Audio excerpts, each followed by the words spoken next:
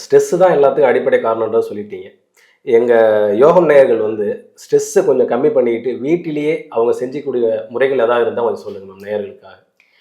நிறையா breathing exercise இருக்குது sir. First mentally நம்ம காம் ஆகணும் அப்படின்னா, ப்ரீத்திங் எக்ஸசைஸ் சார். நம்ம ப்ரீத்திங் வந்து இப்போ நார்மலாகவே இல்லை. நீங்களே நீங்கள் கவனித்து பார்த்தீங்கன்னா, உங்கள் ப்ரீத்திங் எப்படி இருக்குன்றத பார்த்தீங்க அப்படின்னா, ஒரு ஃபுல் ப்ரீத்திங், ஒரு எக்ஸ்பேண்டபிள் ப்ரீத்திங் யாருமே ப்ரீத் பண்ணுறதே இல்ல. கிடையாது. அப்போ அந்த ப்ரீத்திங்கை ஃபஸ்ட்டு நம்ம காம் பண்ணோம் அப்படின்னாலே வந்து நம்ம மைண்ட் வந்து காம் ஆக ஆரம்பிக்கும் சார். இப்போது நீங்கள் வந்து நம்ம சித்தர்கள்லாம் வந்து மூச்சை கவனின்னு சொல்லுவாங்க. ஆமாங்க. அவங்க வந்து சும்மா ஒரு சின்ன விஷயங்கள் சொல்லி அதில் வந்து நிறைய உள்நோக்கம் இருக்குது சார். அவங்க எல்லாமே என்ன சொல்லிட்டு போயிருக்காங்கன்னா, நம்ம ஆரோக்கியமாக வாழ்கிறதுக்கான வழிமுறைகளை தான் சார் வகுத்து கொடுத்துட்டு போயிருக்காங்க.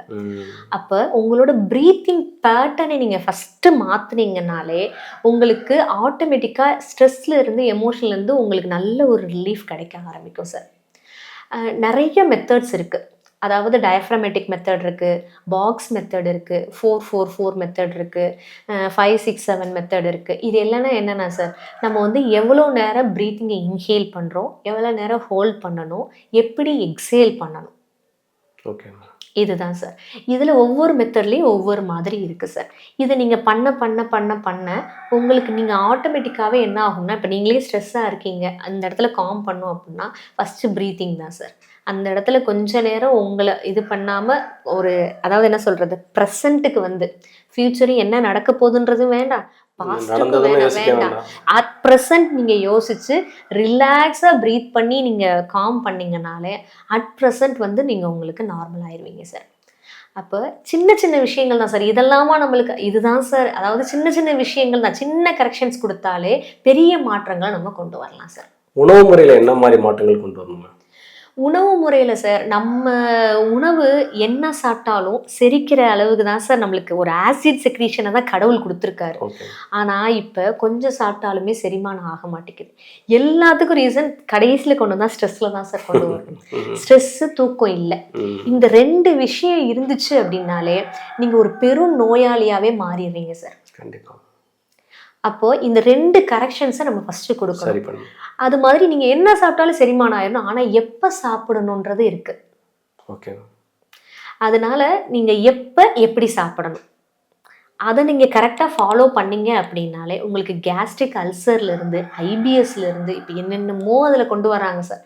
அதுலேருந்து எல்லாத்துலேயும் இருந்துமே நம்மளால் ரெக்கவர் பண்ண முடியும். எந்த நேரத்துக்கு சாப்பிடணும், எப்போ எப்படி சாப்பிட்றது அதையும் கொஞ்சம் சொல்லிவிடுங்க. அதாவது எப்போ எப்படி சாப்பிட்றதுன்றத விட ஃபஸ்ட்டு விஷயம் என்னென்னா சார், இப்போ எல்லாருமே தெரிஞ்ச விஷயமா தான் சார் இருக்குது. இப்போ நான் வந்து புதுசாக சொல்ல போகிறதில்ல. ஃபஸ்ட்டு நைட்டு, இப்போ நீங்கள் காலையில் எப்போ ஆரம்பிக்கிறீங்களோ இல்லையோ, இந்த நைட்டு சூரியன் இதாகிடுச்சு, அஸ்தமனம் ஆகிடுச்சு, முன்னாடியே சாப்பிட்றணும். அது ஒரு பெரிய விஷயம் சார். சன்ரைஸ்க்கு அப்புறம் எப்போ நீங்கள் சாப்பிட்றீங்களோ இல்லையோ, சன் செட்டுக்கு முன்னாடி நீங்கள் சாப்பிட்டு முடிச்சிடணும். அதை நீங்கள் ஃபாலோ பண்ணணும் சார். கரெக்டாக ஃபாலோ பண்ணணும். அதேமாதிரி பசிச்சா சாப்பிடுங்க சார். சூப்பர். உங்களுக்கு கேஸ்ட்ரிக் அங்கே வந்து உங்களுக்கு கேட்கும், உடம்பு கேட்கும். இப்போ நம்ம அப்படி செய்யறதே இல்லை சார். 3 வேளை பசிக்குதோ பசிக்கலையோ நேரம் ஆயிடுச்சுன்னா சாப்பிடணும். 8 மணி ஆயிடுச்சா சாப்பிடணும், 1 மணி ஆயிடுச்சா சாப்பிட்றோம். இது குழந்தைகளுக்குமே வந்து தப்பா ஒரு பழக்கத்தை அந்த பிள்ளைய சொல்லும், அம்மா இல்லைம்மா எனக்கு வயிறு தான் இருக்கு, ஐயோ வளர்ற பிள்ளை சாப்பிடணும். அப்படி கிடையவே கிடையாது சார். ஏன்னா அந்த பிள்ளைக்கு ஏற்கனவே சாப்பிட்டது டைஜஸ்ட் ஆகலை, மந்தமாக இருக்குது. அப்போ அதுக்கே எனக்கு வேண்டான்னு சொன்னால் அதை விடுறதுனால தப்பே இல்லை சார். ஒரு நேரம் அந்த ஃபுட்டை நீங்கள் அந்த குழந்தை வேணாம், அதான் அந்த குழந்தை வேணான்னு சொல்லி நீங்கள் ஸ்கிப் பண்ணுறதுனால தவறே கிடையாது. அதே மாதிரி தான் நம்மளுக்கும், நம்ம உடம்பு எப்போ பசிக்குதுன்னு கேட்குதோ அப்போ நீங்கள் சாப்பிடலாம். 2 வேளை உணவே போதுமானது. அப்படிதான் சார் வாழ்ந்தோம். இப்போ தான் வந்து 3 வேளை உணவு, அது கூடால ஸ்நாக்ஸு அப்படின்ற மாதிரி போயிட்டுருக்கு. அதனால் அதை விட மிட் நைட்டில் தான் சார் இப்போ நம்ம வந்து அதிகமாக சாப்பிட்றோம். அதெல்லாம் நீங்கள் குறைச்சி வந்தீங்க அப்படின்னாலே உங்களுக்கு ஆட்டோமேட்டிக்காக கட் ஹெல்த்து தான் சார். அதாவது கட்டை வந்து இப்போ செகண்ட் பிரெயின்னே சொல்ல ஆரம்பிச்சிட்டோம். ஏன்னா கட் ஹெல்த் நல்லா இருந்துச்சு அப்படின்னாலே உங்கள் மைண்டுமே வந்து நல்லா இருக்கும் அப்படின்னு சொல்கிறாங்க. நீங்கள் ஸ்ட்ரெஸ் ஃப்ரீயாக இருக்க முடியும் அப்படின்னு சொல்கிறாங்க. அதனால கட் ஹெல்த்தை வந்து நம்ம நார்மல் படுத்திக்கிட்டாலே போதுமானது. அதுமாதிரி தூக்கம் இம்பார்ட்டன்ஸ். நம்ம எப்போ தூங்குறோன்றது இருக்குது. தூக்கமும் ரொம்ப முக்கியம் சார். நீங்கள் வந்து நான் 3 மணிக்கு தூங்கிட்டு நான் வந்து காலையில் 10 மணிக்கு எந்திரிக்கிறேன், நல்லா தூங்கிட்டேன் அப்படின்னா உங்களால், நான் உண்மையிலே சொல்கிறேன் சார், நீங்கள் அது வந்து ரெஃப்ரெஷிங்கான ஸ்லீப்பாகவே இருக்காது. நீங்கள் யார்கிட்ட வேணால் கேளுங்க. கண்டிப்பாங்க. தூங்குன மாதிரி ஒரு ஃபீலே வராது. வராது. ஆனா நீங்க அதே இது 9 மணிக்கு தூங்கிட்டு விடிய காலைல 3 மணிக்கு எந்திரிச்சா கூட ஃப்ரெஷ்ஷாக இருக்கும். ஃப்ரெஷ்ஷாக தான் இருக்கும். அந்த டைமிங் தான் சார் இம்பார்ட்டன்ட். கண்டிப்பா. அதான் சார் இது நம்ம சித்தர்கள் படி நம்ம இது படி போனாலும் சூரியன் சந்திரன் ரெண்டுமே நம்மளுக்கு இருக்கு. சூரியனும் ஓடுது, சூரிய நாடியும் ஓடுது, சந்திர நாடியும் ஓடுது. அப்ப இந்த ரெண்டு இதுல இருந்து எனர்ஜி நம்ம உடம்புக்கு என்ன சார் எனர்ஜி தான் வேணும். கண்டிப்பா. ஃபுட்டுல இருந்து எனர்ஜி எடுக்கிறோம், வாட்டர்ல இருந்து எனர்ஜி எடுக்கிறோம், ஏர்ல இருந்து எனர்ஜியா தான் எடுக்கிறோம். எனர்ஜியா தான் எல்லாமே கன்வெர்ட் ஆயிட்டு இருக்கு. அப்ப நம்மளுக்கு சூரியன் இருந்து எனர்ஜி வேணும், சந்திரன் இருந்து எனர்ஜி வேணும். நீங்க சந்திரன் இருந்துக்கு கிடைக்கிற எனர்ஜி என்ன ஆகும் அப்படின்னா தூங்குனாதான் கிடைக்கும். ஆன்மா ஆன்மா அவேக்கனா இருக்கணும், நம்ம பிசிக்கல் பாடி தூங்கி இருக்கணும். ஏன்னா அந்த மனநிலை அமைதியா இருந்தாதான் நீங்க ஸ்ட்ரெஸ் இல்லாம ரிலாக்ஸா நல்ல முடிவுகளை எடுக்கணும் அப்படின்னு அவங்க அதான் இப்ப எல்லாம் சொல்றாங்களா சார், பிரம்ம முகூர்த்தத்துல எந்திரிச்சு செஞ்சா நீங்க பிரம்ம முகூர்த்தத்துல எந்திரிக்கணும்னா வேகமா தூங்கி இருக்கணும். தூங்காம இருந்துச்சு அது எந்த பிரயோஜனமும் ஒரு பிரயோஜனம் இல்லை. அப்ப தூங்கி பிரம்ம முகூர்த்தத்துல எந்திரிச்சிங்கன்னா நீங்க செய்யற ஒவ்வொரு செயலும் சக்சஸா இருக்கும். காரணம் உங்களுக்கு தேவையான சந்திர சக்தி மனோநிலைய மனசை நார்மல் படுத்துறதுக்கான எல்லா சக்தியுமே நீங்க வாங்கிட்டீங்க. அப்ப நீங்க எடுத்து வைக்கிற ஒவ்வொரு ஸ்டெப்பும் கரெக்டா இருக்கும், எடுக்கிற முடிவுகள் எல்லாம் கரெக்டா இருக்கும், உங்களுக்கு சக்சஸ் மேல சக்சஸ் இருக்கும். நீங்க அந்த நேரத்துல அதுக்கு நீங்க கொடுக்கல, முழிச்சிருக்கீங்க, அதுக்கு இன்னும் ஸ்ட்ரெஸ் ஆகுறீங்க, அதுக்கான எனர்ஜி அதை வாங்க விடல. அதுக்கான எனர்ஜி எல்லாத்துக்குமே எனர்ஜி தான் சார். எனர்ஜி தேவையான எனர்ஜி நீங்கள் வாங்க விடலை அப்படின்னா அதால் ஒர்க் பண்ண முடியாது. அப்போ நீங்கள் எடுக்கிற முடிவுகளில் குழப்பங்கள் இருக்கும், முடிவுகள் தவறாக போகும், ஃபெயிலியர் வரும். அப்போ உங்களுக்கு இன்னும் ஸ்ட்ரெஸ் ஆகும். ஒரு தூக்கம் எவ்வளோ மாறுதல்களை செய்யுதுங்க. கண்டிப்பாக சார்.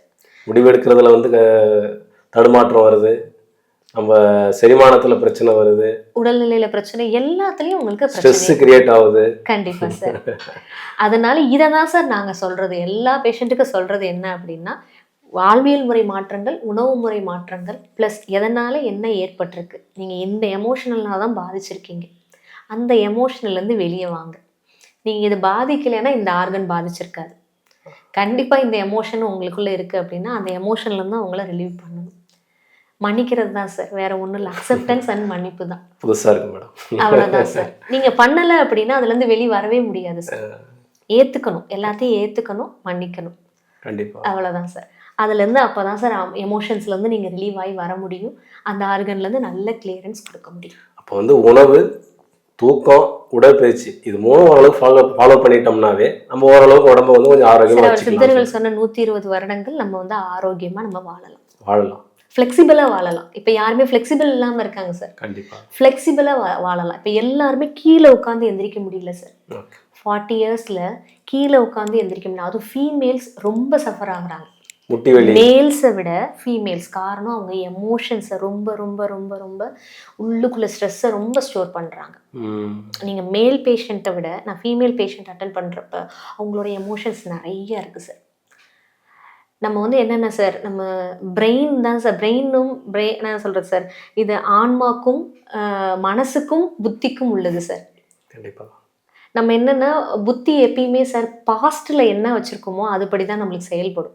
இந்த லேடிஸ் என்ன பண்ணுவோம் அப்படின்னா நம்மளுக்கு பாஸ்ட்டில் ஏற்பட்டதை நிறைய திரும்பி திரும்பி ரீகால் பண்ணி பார்ப்போம். ஏன்னா அவங்க வீட்டில் இருக்கிறதுனால ரீகால் பண்ணி சந்தோஷமான சூழ்நிலை எதிர்பார்க்குறாங்க, எது நம்மளுக்கு கஷ்டத்தை அதை தான் ரீகால் பண்ணி ஒவ்வொரு இடையும் நீங்கள் ரீகால் பண்ணுறப்ப என்ன ஆகும்னா சார், பிரெயின் திரும்பி ஸ்ட்ரெஸ் மோடுக்கு போகும். திரும்பி அந்த இடத்துல போய் மசில் கண்ட்ராக்ஷன்ஸ் ஏற்படும், ஃபேஷியா கண்ட்ராக்ஷன்ஸ் ஏற்படும். அந்த இடத்துல ஒரு பெயினை கிரியேட் பண்ணி கொடுக்கும். எவ்வளோ ஸ்ட்ரெஸ் இருந்தாலும் அதை நினச்சி பார்க்கக்கூடாது, கஷ்டம் இருந்தாலும் அதை தூக்கி போட்டுரும். அவ்வளோதான் சார். அதை தான் அக்செப்டன்ஸ். அந்த கிளியரன்ஸ் நம்ம கொடுத்தோம் அப்படின்னாலே நம்ம வாழ்க்கையில் நோய் நொடி இல்லாமல் ஆரோக்கியமாக வாழலாம் சார். இது நான் என்ன கேட்டால் இப்போ இருக்க தலைமுறை ப்ளஸ் இளைய தலைமுறைக்கும் இதை கொண்டு போகணுன்றது தான் சார் என்னோட ஆசை. ஏன்னா அவங்களும் நோய் இல்லாமல் வாழணும். அவங்களுக்கு என்னன்றது ஒரு புரிதல் இல்லை.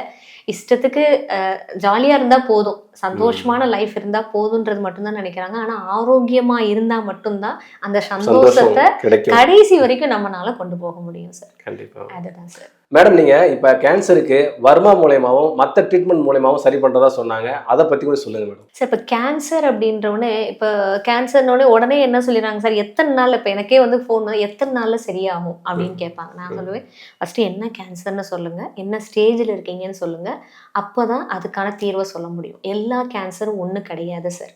ஓகே. ஸ்டேஜஸ் இருக்குது, அந்த கேன்சரில் எந்த இடத்துல அஃபெக்ட் ஆகிருக்குன்றது இருக்குது. அதை பொறுத்து தான் நம்ம வந்து அந்த கேஸை எப்படி கொண்டு போக முடியுன்றது இருக்குது. இப்போ ஸ்டேஜ் 1 or 2 அந்த நிலைமையில் இருக்க 1 அப்படின்னா நம்மளால் ஃபுல்லாக க்யூர் பண்ணி கொடுக்க முடியும், பிரச்சனை இல்லை சார். இதே 2க்கு போயிடுச்சு அப்படின்னா ஃபஸ்ட்டு கண்ட்ரோல் பண்ணி கொஞ்சம் ப்ராசஸ் டஃப்பாக இருக்கும், அதை அடுத்தடுத்த கட்டது. இதே 3, 4க்கு போயிடுச்சுன்னா என்ன ஆர்கன் இன்வால்மெண்ட் ஆகிருக்குன்றதை ரொம்ப இம்பார்ட்டண்ட்டாக பார்க்கணும் சார். இப்போ என்கிட்டயே ஒரு கேன்சர் பேஷண்ட் இருக்காங்க, ரெக்டல் கேன்சர் தான் அஃபெக்ட் ஆகிருக்கு, யூரினரி பிளாடருக்கும் வந்து பரவிருச்சு. அவங்களுக்கு வந்து என்ன சொல்லிட்டாங்கன்னா பிளாடரையும் எடுத்துருங்க, ரெக்டமையும் இது பண்ணிவிட்டு 2க்கும் பை போட்டுருவோம் அப்படின்றாங்க. அவங்களுக்கு என்ன அப்படின்னா ஒரு 37 years ஃபீமேல் தான் அவங்களுக்கு இப்படி ஒரு வாழ்க்கை வாழ்கிறதுல விருப்பமே இல்லை. நான் வாழ்கிற வரைக்கும் இப்படி பையை சுமந்துக்கிட்டு எனக்கு வாழ வேணான்னு சொல்லிட்டு என்கிட்ட வந்தாங்க. இப்போ 3 years ட்ரீட்மெண்ட்டில் இருக்காங்க. இப்போதைக்கு என்னென்னா கொஞ்சம் கொஞ்சமாக குறைஞ்சி, ஏன்னா அவங்க 3rd ஸ்டேஜ் பிளாடருக்கு போயிடுச்சு. அப்போ இப்போ 3 years இருக்காங்க, நார்மலாக இருக்காங்க, மெடிசின்ஸை எடுத்துகிட்டு தான் இருக்காங்க. ஆனால் எந்த இடத்துலையும் பரவலை, பக்கத்தில் இருக்க லிம்ஃப் நோட்ஸ்லாம் கொஞ்சம் கொஞ்சமாக குறைஞ்சிட்டு வருது. அந்த சைஸுமே அப்படியே கண்ட்ரோலில் இருக்குது, இப்போ குறையவும் ஆரம்பிச்சிருக்கு. ஆனால் 3 years இருக்குது, பரவலை, நார்மலாக இருக்காங்க. ஏன்னா இப்போ எல்லாருக்கும் என்னென்னா சார் உடனே அதுக்கு தீர்வு வேணும். ஆனால் என்ன நோயின்றது நம்ம பார்க்கணும் சார். எல்லாருக்கும் உடனே அதுக்கு தீர்வு வேணும். சிலர்லாம் வந்து ஃபைனல் ஸ்டேஜில் வருவாங்க, மார்ஃபைன் எடுத்துகிட்டு இருப்பாங்க. மார்ஃபைன் எடுக்கிறாங்கன்னாலே ஃபைனல் ஸ்டேஜ் போயிட்டாங்க, அவங்களுக்கு டாக்டரால் இனிமேல் ஒன்றுமே செய்ய முடியாது, வலியை மட்டும் குறைக்கிறதுக்காக கொடுக்குறதா சார் அட்லாஸ்ட் ட்ரீட்மெண்ட். மார்ஃபைனுக்கு போவாங்க சார், அலோபதியில் அட்லாஸ்ட் ஒன்றுமே பண்ண முடியாது. இப்போ மார்ஃபைன் என்ன செய்யும் அப்படின்னா நரம்புகளை ஃபுல்லும் மந்தப்படுத்திடும். இப்போ எங்களோட மெடிசின்ஸ் என்னன்னா நாடியிலேருந்து எல்லாமே நரம்புகள் மூலமாக தான் வேலை செய்கிறது. இப்போ போய் நான் ஹோமியோபதி கொடுத்தாலும் அங்கே வேலை இருக்காது சார். அப்போ என்ன இதில் இருக்குன்றதை பொறுத்து தான் என்னால் வந்து நம்ம ட்ரீட்மெண்ட் பண்ண முடியும். அப்போ நீங்கள் சின்னதாக இருக்குது, இப்போ பிரெஸ்ட்லனா கட்டி மாதிரி வர்றாங்க, நாங்கள் எதுவுமே பண்ணலை அப்படின்னா அதை என்னால் சைஸ் குறைக்க முடியும். சூப்பர். எந்த இடத்துலையும் பரவலை அப்படின்னா அதுக்குமே நாடி சுற்றி பண்ணுவேன் நான். அந்த நாடி சுற்றி பண்ணி அவங்கள ரெகுலராக வர சொல்லுவேன், வீக்லி ஒன்ஸ் வர சொல்லி நாடி சுற்றி பண்ணி அவங்களுக்கான மெடிசின்ஸ் கொடுத்து கிளியர் பண்ணுவோம் சார். இதுக்கு என்னென்ன மாதிரி மெத்தட்ஸ் ஃபாலோ பண்ணுறீங்களா? சரி, இதுக்கு வந்து வருமானம் எல்லாத்துக்குமே பேசிக் நாடி பார்ப்பேன் சார் நான். நாடின்றது ஆர்கன் நாடி தான். ஆர்கன் ஒவ்வொரு ஆர்கன்லேயும் எந்த கூட இருக்குது குறைச்சிருக்குன்னு பார்த்து எந்த ஆர்கன் நாடி நம்மளுக்கு வந்து இதாக இருக்குன்னு சொல்லி அந்த ஆர்கன் நாடியில் இருக்கிற பிளாக்கேஜஸை ஃபஸ்ட்டு ரிமூவ் பண்ணி விட்டுட்டு எந்த ஆர்கன்லாம் பாதிச்சிருக்கோ அதை வந்து சரி பண்ணுறதுக்கான மெடிசின்ஸை வந்து கொடுப்போம் சார். இப்போ இது பாதிச்சிருக்குனாலே என்ன எமோஷன்ஸ் அவங்களுக்கு வந்திருக்குன்றதும் நம்மளுக்கு தெரிஞ்சிடும் சார். எந்த இடத்துலன்றதுனாலே நம்மளுக்கு தெரிஞ்சிடும் என்ன மாதிரி எமோஷன்னாலே இவங்க அஃபெக்ட் ஆகிருப்பாங்கன்னு. அப்போ அந்த எமோஷன் பிளாக்கேஜையும் கிளியர் பண்ணுறதுக்கான மெடிசின்ஸும் சேர்த்து கொடுப்போம், கவுன்சிலிங் கொடுப்போம். நான் சொன்ன மாதிரி இந்த ஃபேஷியா ரிலீஸ் பண்ணி விடுவோம், ஃபுட் ரெஃப்ளெக்ஸாலஜி கொடுப்போம். யார் யாருக்கு என்ன தேவையோ அந்தந்த ட்ரீட்மெண்ட்டை வந்து நாங்கள் கொடுப்போம் சார். நேர்களே, நம்ம ஸ்ட்ரெஸ் இல்லைனாவே பல நோய்களை வராமல் தடுத்துடலாம். அப்படியும் வந்துருச்சு அப்படின்னா கவலையே வேண்டாம், மேடம் இருக்காங்க. உச்சந்தலையிலேருந்து உள்ளங்கால் வரைக்கும் என்ன நோயாக இருந்தாலும் அவங்க வர்மா, ஹோமியோபதி, ஃப்ளவர் மெடிசன், பாத சிகிச்சை இந்த மாதிரி பல வழிமுறைகளை பயன்படுத்தி அதுக்கான ட்ரீட்மெண்ட் கொடுத்துக்கிட்டு இருக்காங்க. நீங்களும் இந்த ட்ரீட்மெண்ட் எடுத்துக்கணும் அப்படின்னா ஸ்க்ரீனில் தெரிகிற நம்பருக்கு கால் பண்ணி அப்பாயின்மெண்ட் ஃபிக்ஸ் பண்ணிட்டு அப்புறமா மேடமை வந்து மீட் பண்ணலாம். மேலும் பல நல்ல விஷயங்களோட உங்களை திரும்பவும் சந்திக்கிறேன். நன்றி. நன்றி மேடம். நன்றி சார்.